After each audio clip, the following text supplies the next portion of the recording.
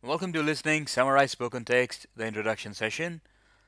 Let's go ahead and see what this type of question is about and what are the things that we need to do to make sure we score well at it.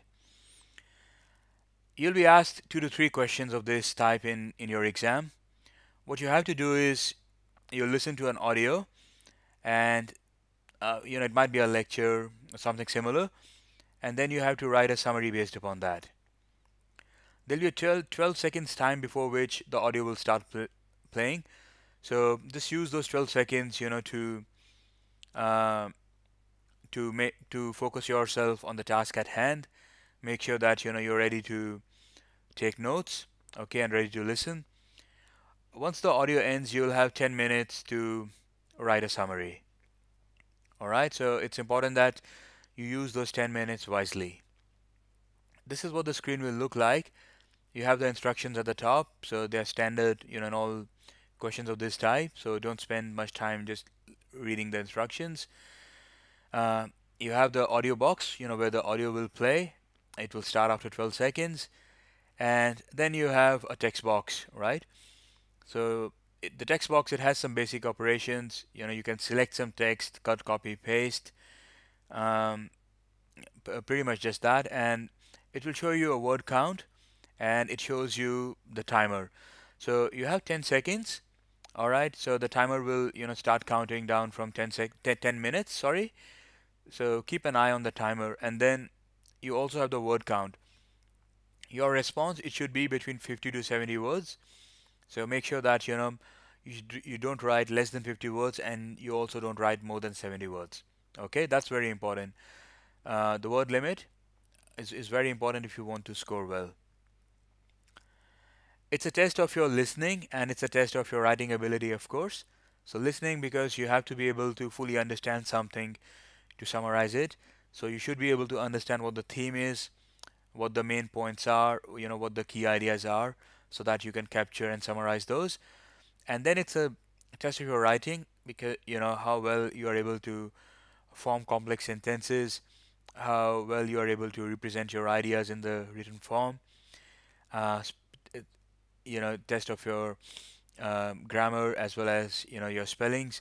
So make sure that whatever you've written, you reviewed it properly for any grammatical or any spelling errors as well. Uh, Remember these to score well. So take notes, that's very important. Doesn't mean that you have to write down everything. What it means is that write down the key points. Okay, so write the words. If you think one word is related to another, then just draw a line from or an arrow from one word to another. Okay, if you think you've written different words and then you realize that one particular word is the main idea, you can go back and circle that word or put an underline under that. All right, follow the speaker and try to identify the main points. So what happens in some in these kind of tasks, in these lectures, etc., sometimes when the speakers, when the person starts, the first few words or the first few sentences, they are just journal background information. And then at a point in that audio, they go and start talking about the main point, where they say that now we'll focus on this, or they might say out of all this, the important point is this. So that tells you, that all right, the main point is going to start now. So those are the things that you have to remember and note down. Stick to the word limit, 50 to 70 words, very, very important. And the last is that use the 10 minutes wisely. So plan, write, and review. So what that means is spend the first couple of minutes, planning. So look at your notes and, just start typing in the text box in the form of a skeleton, okay? First point, second point, third point that you think is there, and then start writing. So that means start elaborating those points, start connecting them together, okay? Start cleaning them up, so that they together make a summary, they together make sense. And keep the last couple of few I mean just couple of minutes to review. So that means the summary that you have written, read it from start to the end. Make sure that it makes sense, that it would make sense to someone who's reading it for the first time. So let's say someone who didn't hear the audio, if he just reads your summary, will he be able to understand everything? If not, then it means that you've left some information out. Also check for any grammar errors or for any spelling mistakes. That's very important as well. Okay, so um, those are the key points. That's the main information I want you to remember, and I'm sure based upon that, you will be able to write very good summaries. In the practice sets, make sure that you follow all the time limits. You go through, all the practice sets.